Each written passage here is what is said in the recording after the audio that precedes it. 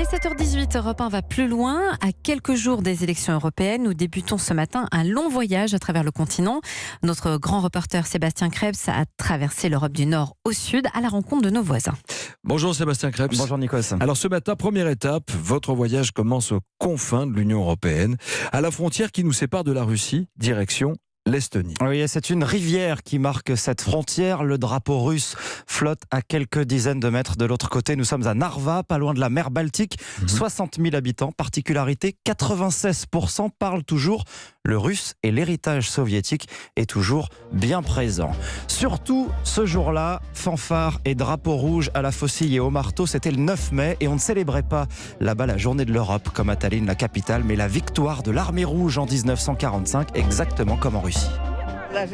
Je dépose des fleurs en mémoire des soldats qui ont libéré Narva. Moi, j'aurais préféré qu'on reste avec la Russie. Dans l'Union soviétique, la vie était meilleure. Il y avait toutes les industries. Pour moi, Poutine, ce serait mieux, oui. La Russie, ça reste ma terre, mais nous ne sommes pas ennemis.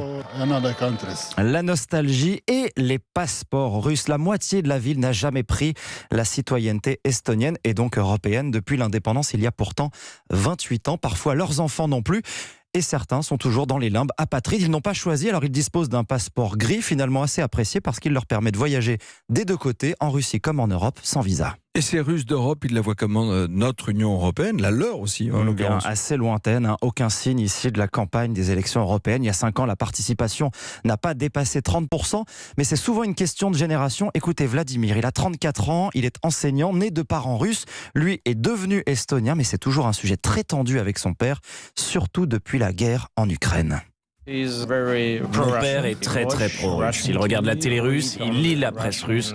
Il ne veut pas entendre autre chose, d'autres arguments. Beaucoup voient l'Europe de façon pragmatique. C'est confortable, sécurisé. Ils en profitent. Pourquoi ils disent que c'est confortable ? Eh bien parce que les financements européens ont changé le visage de Narva. D'ailleurs, le drapeau de l'Union flotte partout où l'argent est arrivé, sur le vieil hôtel de ville en rénovation, sur la promenade flambant neuve au bord de la rivière. Le maire, Alexei Yevgavrov, s'en réjouit. L'eau potable est enfin arrivée au robinet. Ce projet a coûté 70 millions d'euros et nous sommes vraiment très reconnaissants envers l'Union européenne qui a investi cet argent ici. Je pense que les gens se rendent bien compte que nous vivons mieux parce que nous faisons partie de l'Europe. Et il le voit notamment quand il traverse le pont. La ville frontalière russe est bien moribonde. En fait, c'est une façon pour l'Union européenne de marquer son territoire concrètement. Exactement, et l'Union finance aussi une fondation pour l'intégration avec cours de langue et événements culturels à destination des russophones.